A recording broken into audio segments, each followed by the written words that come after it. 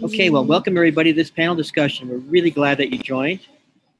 This is about how disruptive technology will transform the agri-food industry, and we're on the precipice of some major changes. In fact, they're happening already, and the COVID-19 crisis only accelerated the change. So you're going to see a lot of changes. My name is George Bailey. I'm the executive director of the Digital Supply Chain Institute, and you're going to meet some fabulous panelists today. They're from all over the world. They have incredible expertise in this business, and they come from different perspectives. So hopefully you'll really get a chance to hear some different ideas that will help you as you look forward into the future. So I'm going to start out. Shanoj, will you just kick off and give us 2 minutes on who you are and what expertise you're bringing to this discussion?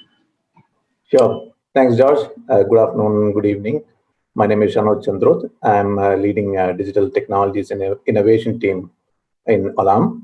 To some of you, you might be hearing Olam for the first time. So we are an agro business company, really into feed, ingredients, feed, and fiber. Really, our purpose is to reimagine global agriculture and food systems. We are in around 65 countries. We trade around 45 commodities.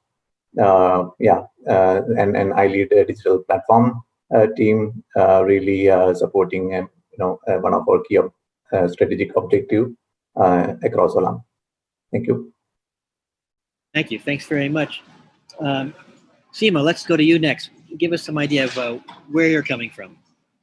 Well, thanks so much for having me and inviting me to this amazing panel. My name is Seema Chaturvedi. I am a founder managing partner of AWE Funds, where we invest with the mission of achieving women equity. So we do proactively use gender lens to invest in commercial enterprises that deliver us a commercial return. And we say we want to invest in innovative enterprises that promote gender equity. And agriculture is an area that has a phenomenal number of women, and we'll get into that later, but it is a very important sector where we invest in. We are an early growth equity fund, typically investing $500,000 to $3 million in businesses that promote gender equity, but specifically aligned with agriculture and among other sectors. Super. That's great. That's great. What, Mark? How about you next? Hi everyone. So I head up strategy and investments at Camellia, and that includes our ESG agenda. I have a very keen interest in agri-technology, and I'm part of a number of technology projects across the group.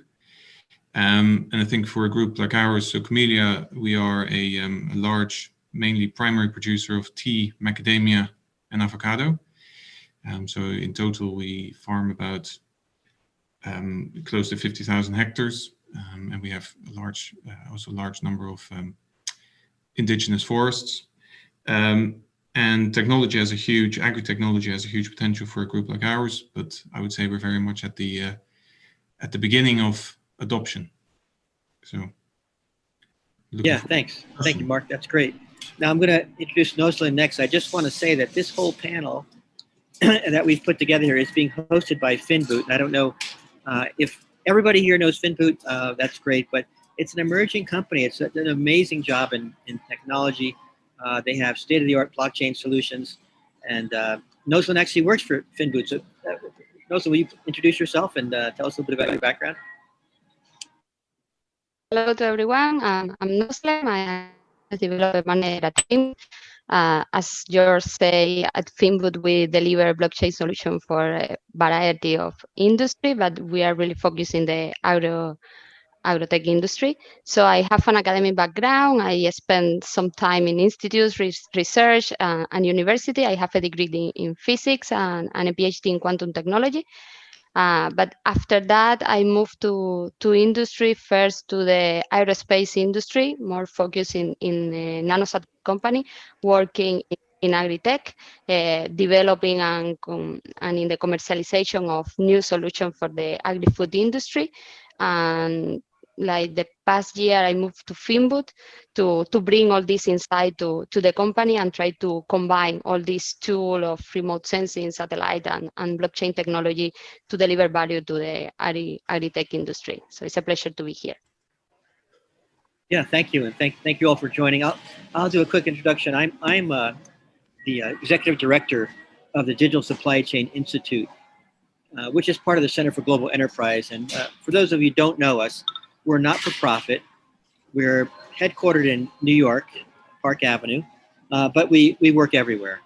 In fact, I'm calling you from my home in Jackson Hole, Wyoming, which many of you have never heard about, but it's there's a lot of snow here, is all I'll say. But it's a wonderful place. But we work everywhere, just like the people on this call do. So we have panelists from London, from Barcelona, from India. We have the world covered here. So there's agriculture everywhere. The industry is important. I think we've got perspectives from investors, from practitioners, from technology people, and as Noslen said, even from somebody who's a physicist. So we have all aspects covered. Now this discussion is an interactive discussion. So I want to encourage all of our attendees to feel free to put your questions in chat. I'll see them. We'll be able to respond to any questions that you have, and we'll get back to you hopefully with some good answers that help you, move forward in whatever you're doing. But again, granny thanks to Finboot for putting this together. Fabulous company. I'm so impressed with the work that they do. Our not-for-profit was founded by Sam Palmisano, who's the chairman and CEO of IBM, ex-chairman and CEO of IBM. And it's all about how do you take a supply chain and move it to the next generation. And what technology do you need? What business models do you need? And I'll tell you something else. The COVID crisis, this complete disaster for everyone, has nonetheless been a real push for companies to move ahead and move more quickly than they probably ever moved before. And I want to start out with a question. The first question we have here is, how has the COVID-19 crisis impacted the agri-food business? And I'm going to ask Seema to answer that question. What do you give us some perspective on the industry and how you see things going?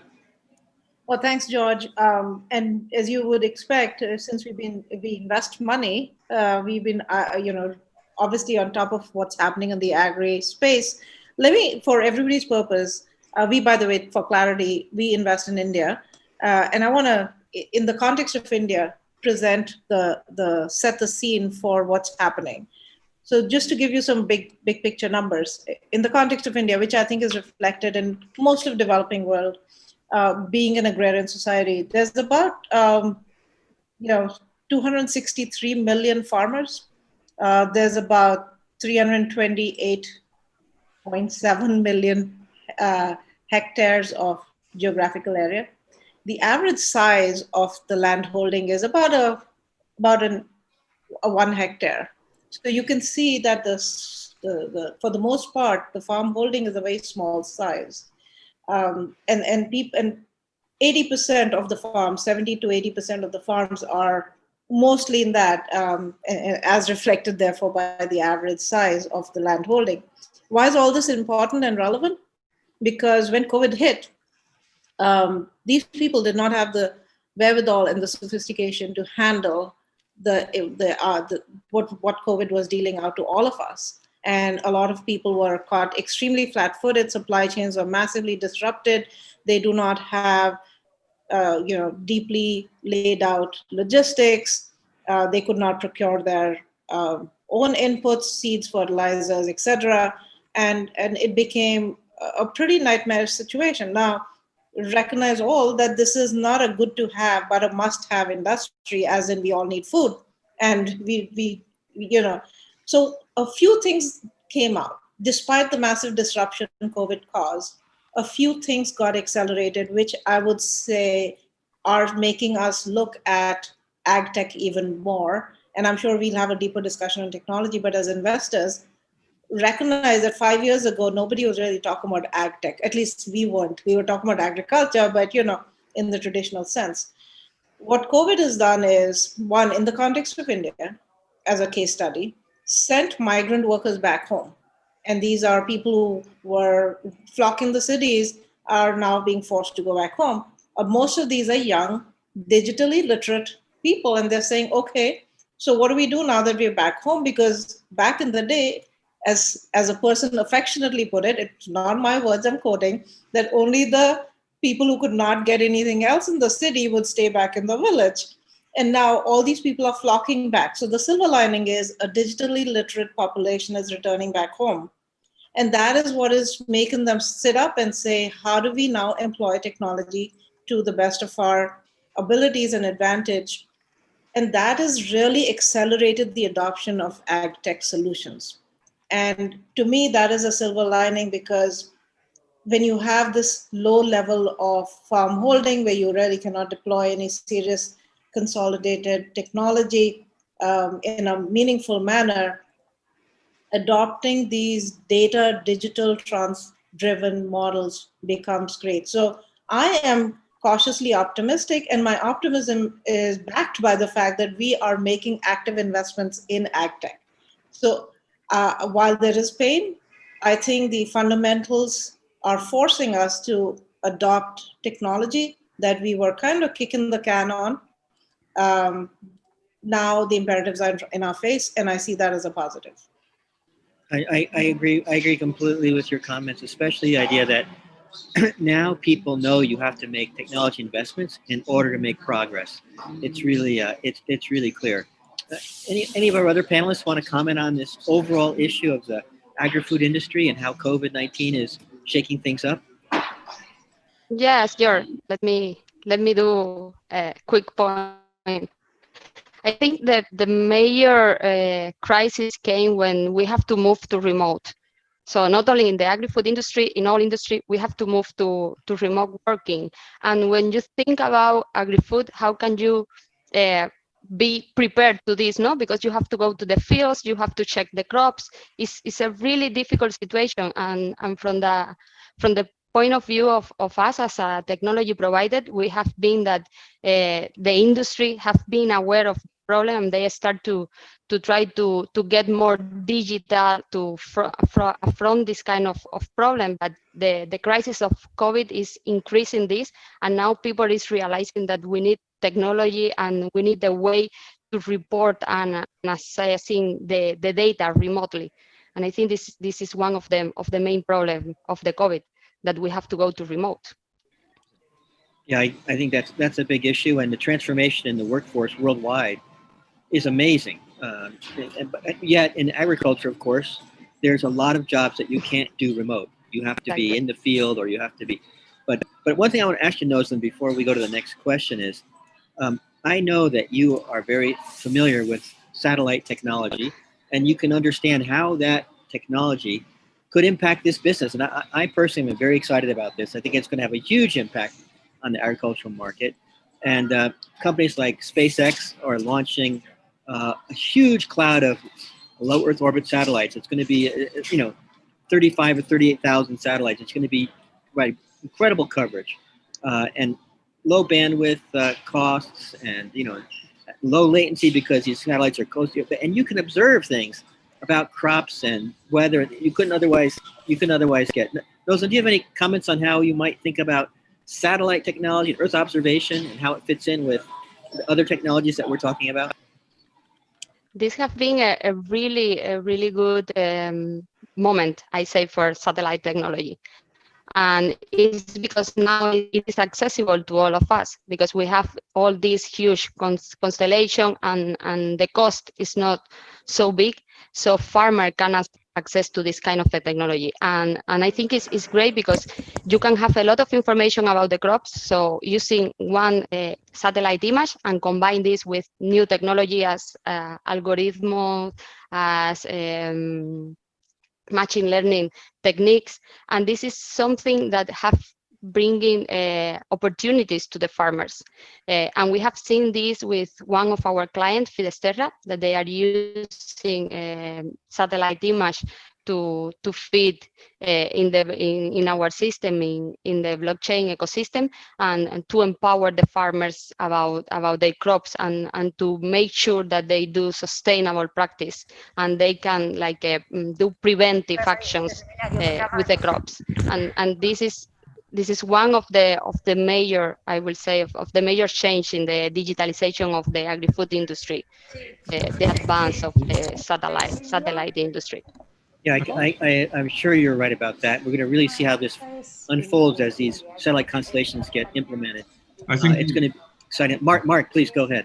Yeah, I guess from our perspective, we haven't adopted drone or satellite technology yet, but I do see the huge potential. For example, in India, and in Bangladesh, our managing directors were all stuck in the capitals, and they weren't able to get to the farms. So there has been, we've been definitely talking about things like using drones or satellites to spot patterns and being able to intervene remotely. But I think there's also, and there was a question, I saw a question on the chat, there's also, within the supply chain, there's potential for agri using technology to have better visibility of what's happening in the supply chain.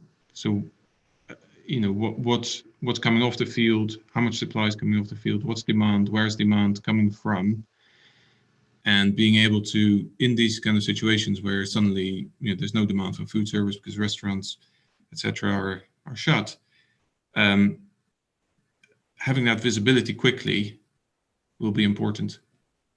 I think the speed is so important. I think whether you're an investor or a farmer, or a distributor, timing is so critical. When I first got out of business school, I set up I had an investment thing I ran, and I was trading commodities, and I didn't have any satellite technology, so I invested heavily in sugar futures, and sugar, fabulous. But what I didn't know is that there was a bumper crop of sugar beets in Russia, and completely destroyed our position. Anyway, so if I had only had the satellites, I would have known better. But Shanoj, let me ask you a question. When you think about this, how should organizations change to adapt technology, and what's your perspective on what people should be doing to harness the power of this technology and deploy it in a way that makes sense and creates advantage for the consumer and for the company? Sure. Yeah. Thanks, George. Actually, I was just looking at earlier point on satellite analytics as well. So I do have an advanced analytics team under me. We are, of course, looking at working on drone analytics and satellite analytics. We are using it for our plantations, which are managed largely as well. So coming back to your question as well. So for us as Olam, 3 years back, we clearly defined that digital is one of our 4 key objectives within the organization, right? So and of course, it's great to see what I lead, but also what really motivates me is actually these solutions that has been that is on the ground, really empowering smallholding farmers, for example, how it brings value. And as an organization as well, we are very much focused on sustainability as well. So it's not just, for example, some of the solutions that allows smallholding farmers to do direct procurement, direct, purchase and things, but it brings a lot of transparency. It brings a lot of value to these farmers, and also it's reduces a lot of intermediaries as well. So for us, if I really look at technology, we have let's say in upstream plantations, we have these drone analytics and satellite analytics and things. If I look at the next wave where it's more supply chain related, we have a couple of solutions there, and also on the we also have solutions like Epsos, which really focus. It's basically a sustainability platform that captures each and every touch point that we have. So basically, measuring the socio-economic, prospects of farmers. How can we really not only collect the data, but how can we develop farmers through a farmer development plan, for example, that really goes back to the community. That has been, and if I look at the solution, so we have around 500,000 farmer data, that's been collected and collected in the sense which we have a direct interaction with the farmers, but these collected information, we use it for their own development as well. Yeah, that's great. That's super. I have a question just for anyone on the panel now. If you're looking forward, what do you think? Where are there risks in the supply chain? Mark, and maybe you want to talk about it, but where do you see risks? I mean, there's risks from several perspectives. As an investor, you have risk. As a farmer, you have risk. As a distributor, you have risk. I mean, and as a consumer, you might have risk. For example, here in the United States, right after COVID hit, you couldn't buy toilet paper anywhere. The supply chains did not work. There was no toilet paper available anywhere. Yeah. It was absurd. And we have, by the way, tonight is the presidential debate, the last presidential debate in the U.S. You might think you should not watch it. That's my advice. Don't watch it. But anyway, Mark, what do you think about risk and how this works out? Well, I think it's one of the questions. I think there are three things to it, really, in my mind, and interesting to see what the others think. I think, of course, COVID, its origins, because of the origins, well, we think it came from a Chinese wet market. I think biosecurity is going to, again, become even more and more important. And we are already seeing it in our crops to be able to, and using Europe as an example, to be able to import into Europe the minimum residual levels of pesticides and use of on-farm chemicals is becoming increasingly stringent. So that's impacting routes to market. I think also, of course, the COVID is going to bring recession and resultant reductions in income. That will impact local as well as international, I think, food production systems. So these trade flows, and toilet paper might be one of them. Are they going to permanently change, or how is that going to impact countries? And I think especially, I read the FAO predicted that it's going to especially impact the poor. The COVID is going to push about 100 million people into poverty, they're quoting. So I think that's, to Shanoj's point, supporting smallholders and making them more productive, ensuring traceability, and also reducing the friction that they experience in terms of accessing markets. I think that's going to be key to managing those risks to food security. Yeah, I think, Mark, you're absolutely right. Those are risks that have to be managed. And I wonder if anybody else on the panel wants to comment on this topic of risk that Mark has just described to us. Anybody else have any perspective on what risks we might face going forward globally? We know there's going to be more people who are below the poverty level that we'd like to see, as Mark pointed out. We know there's going to be shortages perhaps in some things and surpluses in others. How does one manage this? I mean, this might seem to be a black swan event. It might seem to be chaos. It might seem, but is it? I mean, do we need to be prepared for this in the future? Anybody have any perspectives on that? I think, Seema, you're on mute, I guess. Oh, sorry. Thank you. Yeah, I can add to that. And I was going to, in my comments, kind of flip the risk into opportunity. So talk about, never let a good crisis go to waste, right? So we are eternal optimists, as you can tell. The way we see it is that there is an interesting confluence of the pull factors and what we call the push factors in driving opportunity in this space, and that I think is driving a lot of investor interest also. So the pull factors typically are, what's pulling for this dependable, high quality supply, and I'll get into that. But the push factors are also the consumers wanting serious insight now into where is their food coming from. And so it's driven by the consumer. So the way we look at it, the opportunities are divided in our understanding, from our vantage point, are four big buckets, if you will, as we categorize investment opportunity analysis. So one is clearly traceability. We want to ensure, so traceability is big, and that's driven by ultimately the consumer saying, I want to verify the journey of the product, and I want to know that my food is fresh. And so if you can have innovation that can minimize food waste, provide data on when the product was, for example, harvested, things like that, information that is critical in that traceability. The second bucket that we look at is optimizing food supply chain. A few of us have spoken about it. We are actually the one company that we should be announcing soon is actively in optimizing the input side from the seed manufacturer, the seed, the fertilizer, pesticides, all the way to the farmer. And then there's, of course, the output side, which is farm to fork. But unfortunately, less than 10% of the ultimate retail price is realized by the farmer. And so anything that helps the farmer to essentially have more predictability in demand and also price can help their quantities and qualities. So that's our second bucket. The third bucket is crop insurance, where we are communicating the loads, whether it's the geo waypoints, anything that feeds into the dependability and providing that insurance. The last one is fintech or transactions, as we see it, helping farmers sell their commodities and lower their transaction costs, because as I just pointed out, there's a huge amount of leakage between the farm to fork. So we are seeing opportunities in each of these, call it buckets or call it verticals.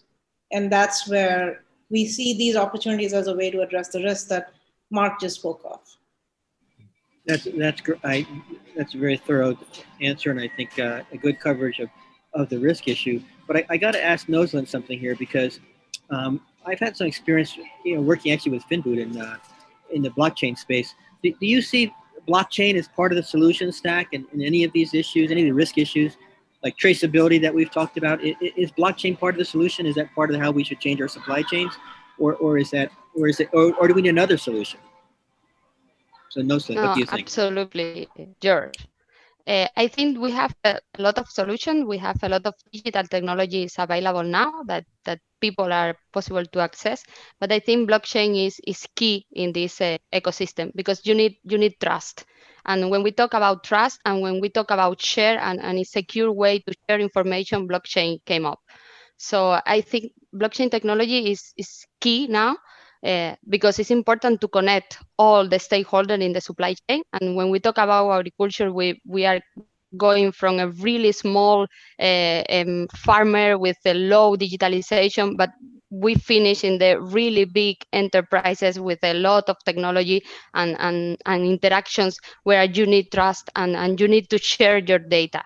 And we have seen from our perspective that there is a lot of information that is not recorded accordingly, and there is a lot of information that we don't have because we don't know how to share and how to use it. And in here, I think that technologies as blockchain, they are key in this change to digitalization. Yeah, I agree with you, and boy, we have seen a lot of companies realize how important going digital is, given what's happened over the past 6 months. And in fact, I would argue that the companies that were further along on their digital journey, who had incorporated a solution stack that had more elements digitally handled, were further ahead. They were further ahead, and they were able to survive better or perform better based on where you were in the so-called food chain. So I think going digital is important. Traceability is essential. Blockchain is an important element of a solution stack that could be done. We have a leader in our group named Sean Muma. He's a emerging technologies expert, and he's done a lot of work looking at how blockchain can help as part of a solution stack. It's never just like, okay, let's just put in blockchain as well, but it's blockchain interface with your ERP, interface with your transaction data. Well, it has to come together somehow. So I agree with you, Noslen. I think that the solution stack is going to have blockchain in it, but it's going to have other things in it as well that make all this work well. By the way, we got a specific question, and I'll read it from chat. I don't know who wants to answer it. It's, what kind of agriculture technology investments? What examples do you have? So I don't know if Seema or Mark or Shanoj or who wants to answer this, but what kind of specific technology have you seen? What investments do you think are really going to pay off as you look at the agri-tech business?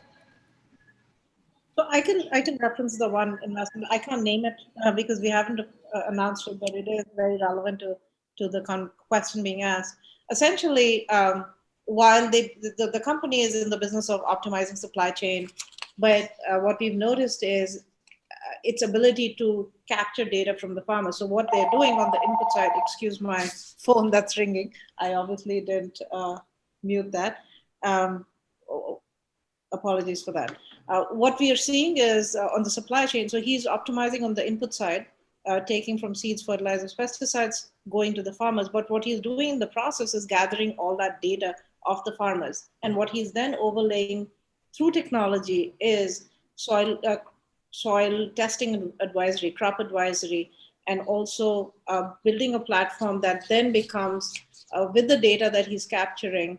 So it is a data-driven model that he's using to now bring onto his platform companies that provide crop insurance and provide financial transactions, because the farmers need the financial support and there's no easy way of getting to them, even through the most elaborate banking mechanism that even nationalized banks in India have. And he's making that information available because, quite honestly, that data just doesn't even exist. The government doesn't even have that kind of data.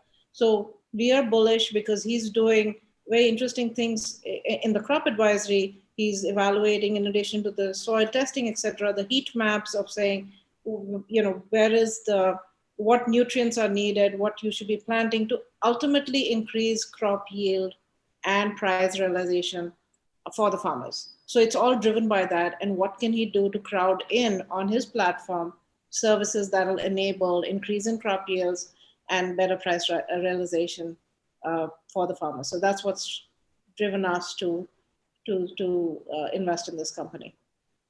One company, go ahead.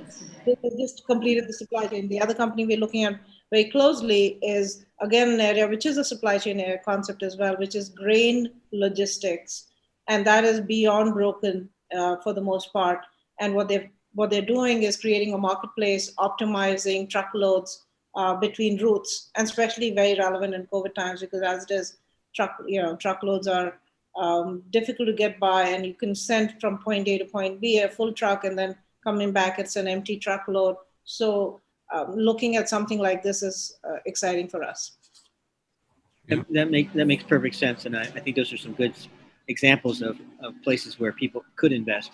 I don't know in your experience, but overall we've noticed a big shift in the agri-tech business from selling through to a big proportion of the food crops get sold through restaurant chains or restaurants or places where people gather to eat. But with the COVID crisis, that's completely changed, and now so much more spend on agricultural products that end up in stores is through that retailer.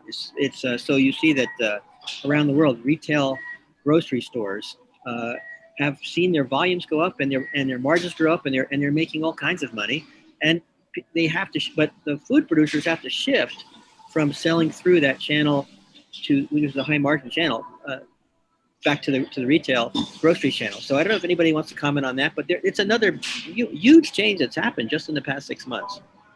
Shanoj, you have any comments on that? What are you seeing in India? I do. So in fact, actually, for Olam, early this year, before the crisis, the company announced that, we are basically, splitting into 3 entities. So basically, majorly 2, where one is Olam Food and Ingredients business, which is where we have the coffee and cocoa, basically, mainly, and of course, edible nuts as well. And then another one is Olam, agro business, basically. Okay. And if I look at the results as well, so food and ingredients business did take a toll, because it's, if you look at coffee, cocoa, these are luxuries.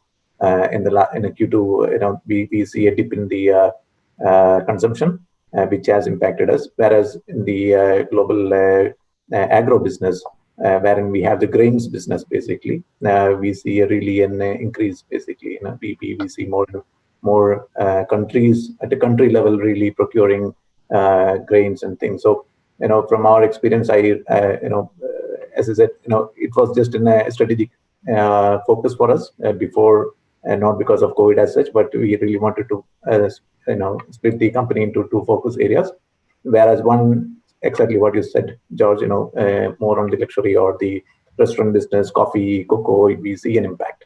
Okay, but on the other side, we also have a strong portfolio, which has helped us to really see that, how we can support the global grains business and things. Yeah. Yeah, thank you. Yeah. Any other panelists want to comment on what's happening and how the distribution system is shifting, and how the business is being transformed as we live it, and how technology is actually really helping shape that. Anybody else want to comment? I think what we have seen is so most of our business is B2B, and we have a number of big retail programs, and we supply to the big brands. And there's been a shift to retail, but I think within that there's also then the online retailers have been especially successful. I think just again coming back to the smallholder, we are a corporate farmer.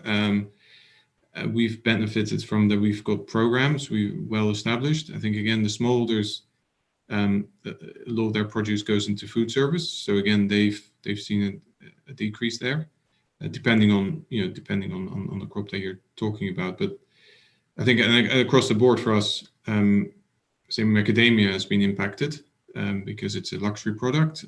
So seen reduction in demand, used a lot in cooking in restaurants and things. And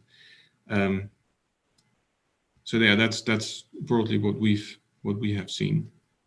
I think I keep coming back to how technology can help. Go ahead. Sure, go ahead. Yeah, how technology can help is, and also what Seema said, is having that digital marketplace and being able to predict what supply is coming in, and where's the cargo, what's sitting in the ports, being able to have better visibility of that. At the moment, a lot of that is sitting in spreadsheets and in emails and things, but having platforms and there are platforms coming up, and again, blockchain is also an important element of that. Super. That's right. I want to make sure we answer some of the questions that are coming through. Here's a question from somebody whose name is Anonymous Attendee.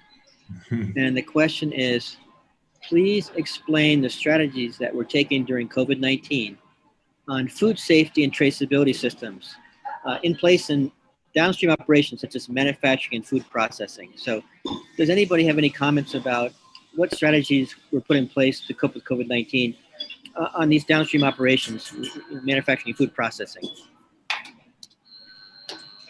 Well, who wants to pitch in on this? I Seema, think go ahead. an example of, so we in one of the other hats I wear, we also promote women entrepreneurs, given that, and that is the reason why I'm even launching this fund.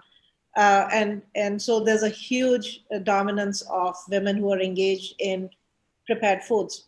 And there was this very significant hit that they took initially, and some of them are still sustaining that hit because they create value-added food. And I think that's the kind of question. So in terms of the impact of what that means for downstream operations, what we have noticed, and I'm referencing smaller entrepreneurs as opposed to big companies, they recognize that if they play up the safety aspect, their customers are actually a lot more emboldened to use their products. And to Mark's point, building on that point, I'm noticing small entrepreneurs who are generating these value-added food are now going D2C, so direct to consumer, and they're seeing a lot of, and that is a part of digital transformation, which COVID has forced upon them. And I have women entrepreneurs who would never in their wildest dreams think about even something as basic as a website, now transacting big time business, to the extent that 3 of our mentees, and that's a group we mentor, are now exporting from small town Gwalior to California. So there is opportunity and there is optimism, but I think emphasizing the safety and laying out again the pathway of how they get the raw material and how they generate the finished product. And as Noslen said, emphasizing the safety factor of that protocol is really helping customers draw comfort from consuming their products. That I agree. That makes a lot of sense. And I have another question that came across here. I'm going to ask Noslen for you to help me answer this one. It's food waste is a big problem in the agriculture industry. How could digital tools like blockchain help manage down the level of food waste? and food loss in the system. Noslen, do you have any comments on how blockchain might be applied to address that issue? Well, from my point of view, it is connecting and recording all the information. So what we have seen is that we have all this information and we need to share. And sometimes because you don't trust in the people you are sharing and in the ecosystem in where you have to share all this information, maybe it's more efficient to trash the food, let's say, and to waste it, that to apport all the properties and all the provenance of this food, let's say, or this crop to share with other people and with other stakeholders in your chain in a way that this is not waste. And I think that blockchain is taking a big part in this and is putting everyone in the same position, let's say, and leveraging the opportunities for the small stakeholder in front of the big one, so they can sell their products in a better price. They can give more assurance about the provenance of the product or the practice that this product have been done to be produced, no? And this will hit this aspect of food waste. Yeah, I think it's a good point you make about so much of the food waste is actually somebody just dumping the food, just throwing it away. And while there are many people who would be better off if we could somehow get it through the supply chain and have it arrive at the right place at the right time. But I think Seema had a really super good point about how more and more farmers and companies are now going direct. You know, the go direct model is more and more common, and so I think that's my view is that's going to be a big shift in this industry is the amount of go direct. And in fact, I have several friends of mine who are developing businesses which are they call it farm to table. In other words, they're all about just taking the product from the farm and bringing it to the table of the margins on this are high and the costs are high, but in some cases, some groups are willing to pay for that and they feel they get value from it. So it's enabled by technology, so you make sure you get what you think you're getting, but it's also a shift in consumer preferences and a change in how people think about it. Shanoj, what about you? Do you see any changes like this as we look forward in the industry? Change how food is distributed? Give us your idea. Absolutely. I think when you said go direct, I was just connecting to our one of our key solution called Olam Direct, which was actually just last month won the International Innovation Award actually, and it's been running for the last 2.5 years. What we did was basically, as I said, for really targeting for small holding farmers. The platform really helps to, it really engages. The whole thing was to direct, cutting intermediaries, so really procure commodities directly from farmers. But we improved the whole platform to the next level, wherein farmers can see daily the rates of their commodities. They can see whether they want to trade at the right price point. They can create a contract on the app. It's a digital contract. Even we have matured it to the level of payment, for example. So you see the transparency that it brings for us as an organization. It brings a lot of value in understanding, the traceability part as well. So just by introducing one platform that really connects to the Olam Direct, connecting with the smallholding farmers, we see huge value. Really bringing multiple values. And so transparency on one side, traceability another side, really helping the farmers. And you don't believe actually, I was this afternoon reviewing in one of our latest project, and a small simple calculator as part of an app that we have made. We got a so positive feedback. You just think that okay, it's a profitability calculator that we did, very basic calculation. But in countries like Africa, when it gets printed from the app and to the farmer, it's so transparent. It really empowers and it brings a complete different level of brand positioning as well for us. Super. I'm going to have a question for Mark next. It's a question about opportunities for automation. Mark, you look at the whole distribution supply chain, not just the whole supply chain, starting from growing the food, the agricultural farm location, all the way through and arriving at the table of the consumer. What are the opportunities for automation in any aspect of that you think are really important? We should be paying attention to. Yeah, I would split that into on-farm and supply chain. I think starting with on-farm, I think regenerative farming is a relatively new word, but I think there's a huge opportunity for all the technology buzzwords, big data, IoT, AI, as well as blockchain, to monitor what's going on the farm and be more precise with your fertilizer application, but also being more precise with your water application, being able to spot pest and disease earlier. And that, of course, has cost impacts. There's a CapEx element to it, but there's also, as Seema referred to earlier, there's a very positive impact on yield. Of course, regenerative soil practices, you do. There's also a negative impact on yield as you move away from fertilizers and pesticides and chemicals that are focused on maximizing yield. So it is a balance between the two, and it might take some time to get that optimal balance and actually see. Well, I've read stories about where yield is actually over time it increases and surpasses what you would have got using conventional methods. I think then the second one on the farm is robotics. As I can see, like vision and AI technologies are getting there. So you take, for example, strawberry picking as an example. You can identify the strawberry, or the cameras can identify the strawberry, but then the robotics to then actually remove that strawberry without squashing it. That's still that's getting there, but it's not quite there yet. And I think that requires large scale adoption. But that's coming. The venture capital money is there, and there are positive stories, exit stories of companies raising large amounts of money. So I think that's on the way, and I think it's also it attracts talent to the sector. Agriculture is maybe not seen as the most glamorous sector to work in, but with this technology, I think you're starting to see it already.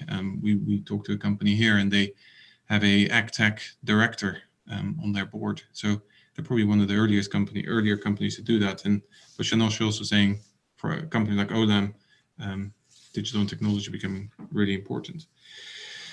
So again, without going on for too long, just on supply chain, I think automation and technology can really remove trade friction. So we, as part of COVID, we started seeing that importing countries really emphasizing exporters to use online platforms rather than posting or going to collect forms. So there's a huge, I think, opportunity there to remove that trade friction. And then something I alluded to earlier, and I think being able to see what's coming off, being able to forecast harvest volumes and market prices. Again, I think that's, well, first of all, it's going to reduce food waste, but it's also going to make the life of the farmer a lot easier, and they'll be able to project what's happening and how they can react to that. Super. That's in a nutshell. Can I add one perspective on that? One of the points you just mentioned, Mark. So especially attracting the new talent, new generation actually to agriculture. Quite an important one. If you really look at where the world is going, and we need to double the agriculture, and basically I heard that we'll see 30% reduction in the workforce in agriculture area. So around a month back, I was giving a session to one of the universities. And it's so interesting because typically they are used to hear about stories of automotive companies, banking services, and things. And I heard that it's the first time that they heard about agri-tech, And I saw almost around 25 questions coming in the session. And, I think they had a series of those panel around across 6 weeks. And later on they were saying, your session got one of the best rating. And the point is, because I could really explain what we do, all the way from smart farms, precision agronomy to, from upstream to the downstream, where we do the, B2B e-commerce to the advanced analytics capabilities that we do. The generation, I think we also need to be ambassador for these things and go back to this, generation as well, explain the potential and opportunities here. Definitely a, important point. And George, if I could add to... Go ahead, Seema. Yeah, in Mark, you covered very comprehensively the technology adoption and the on-farm, off-farm. Just to highlight one on-farm application, because we do also invest in sustainability, of which water is a big area. By the way, the usage of water in farming is the biggest usage of water. And I was not sensitized to it till we actually started reviewing water as an area to invest in. And we're seeing a lot of technology adoption there, which is critical and much needed because there's serious water shortage that the planet is going to face. So some of the applications that we're seeing is even in the efficiency of water monitoring, or the water efficiency rather, through smart monitoring. And we see that things that can, and again, it builds to our point about ultimately everything going for better crop yields and better price realizations for the farmers. But that is an area that is now becoming a hot area from an investment standpoint as well. Yeah, I would add that I think for us, when we look at investments in agriculture, the first question is, how much water is there? Yeah. It was the first question. Right. That's absolutely right. Noslen, I want to get your perspective because I know that you're really working to help companies use technology to get competitive advantage. Yeah. Are you? How is that working out? Who are you working with? What are the targets? Tell us more about how to get competitive advantage by applying technology. Yeah, and then talking Mark, talking about the water management, I would like to mention our use case. For example, our client Fidesterra that have this platform and where they collect the satellite image and they put it in our system, in blockchain. And one of the main projects of them is to integrate IoT system to water management. And with this, they are doing a lot of investment in Latin America. They are working in Colombia in banana crops, and they are empowering farmers to obtain loans from organizations based on the certification that they put in the blockchain with all this information, all this satellite information and algorithm about the water management. And this is one of the use that we can see of technology and especially satellite and IoT and blockchain in a combination to give value to the farm at the really low level, the level of single farmer that they need loans to have the product ready and to add value and to compete in the market. Yeah, I agree with you and Mark about this, and there's some great opportunity. I think as these constellations get built out, more and more of this satellite data will be accessible to any farmer with a handheld device. Yeah. That's going to make a huge difference. It's also going to make a difference in how the supply chain is run and how things are distributed. And that last mile, how does it get into the hands of the person who's going to consume the food? Mm-hmm. All those things are in the midst of amazing change. But I want to make sure before we only have a few minutes left here. Seema, I want to ask you a question because you said something very interesting when we started out. You said that you're involved very much with female-focused investing. When you look at the food supply chain and you look at where women are in it and you look at where the future is, tell us more about this. I think this is a key issue about women in the supply chain. What are you thinking about? Well, the way we look at it on the farm bed. So again, breaking that up into the farming and then the post-farming. Given that the stats I cited, given that 70 to 80% of farms in India are small farms, 70 to 80% of people who work in those farms are women. And that's interesting. And they work in extremely dire conditions.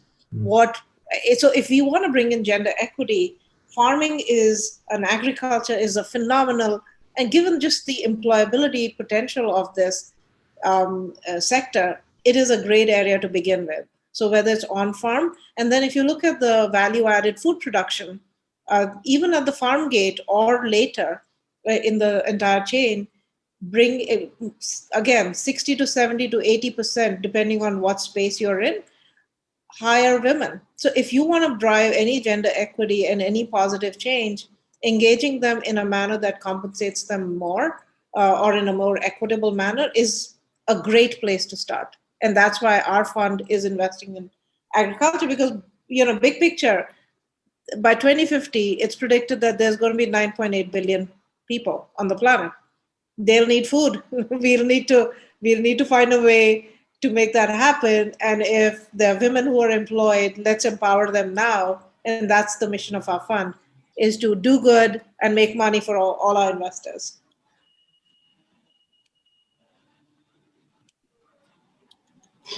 Great. Hey, Mark, we have one question I want you to answer before we close up here. It's a question about will there be an increase in interest in monitoring harvesting efficiency by tracking machines and people plus safety? Faster, more efficient picking by making assets smarter. 1 minute answer. What is this? Is this an issue that you're thinking about that you think is important? And you got to come off mute. Come off mute. Sorry, just trying to understand making harvesting smarter. So being able to, for us, I guess I think for our group, and maybe Shanoj, you can also comment on your crops, but for us, we are looking at, for example, mechanical harvesting in tea, but it has an impact on the quality so far. But we're investing in that space. On the avocado macadamia side, these are relatively big trees. So I haven't seen any, as I said, that the technology is moving in that direction, but we haven't, I don't think it's there yet. I think there are other areas of investment that are going to come first. No, you have a comment on this as well. I know you're heavily. We do. So, we of course have edible nuts. So wherein we have around, the orchards in basically in Australia and also in US, especially for almonds, huge plantations. And also depends on, where you want to invest, right? So we do in almonds kind of business, we can invest as well. And we have set up our own tower, actually, these are like, huge areas. So wherein we couldn't have mobile network. So we had to set up our tower and then IoT sensors to really get the humidity, the water, the temperature, and all these parameters. And then the amount of data that we collect actually, goes to our data lake as well. So we are really maturing in that way. So it also depends on where we want to apply it. So I was so excited about the same thing and thought, let me put it across to our coffee and other grains business. But I couldn't see the same interest there. But in areas like hazelnut or in almonds, where we have a huge farming, our own plantations as well. So it helps us to really mature using these technologies. Definitely, yes. Yeah. And also the next step is basically using IoT technologies in our smart factory as well. Really, we see a huge, operational excellence that we can bring on that area. Super, thank you. Well, we're out of time. It was a great discussion. We could have talked for another 3 or 4 hours, but excellent information. Thank you, panelists, and thank you, audience, for joining us today. And we appreciate it. And we'll talk to you soon. So, bye, everybody. Bye. Thank you. Thanks all. Bye. Yeah, thank you.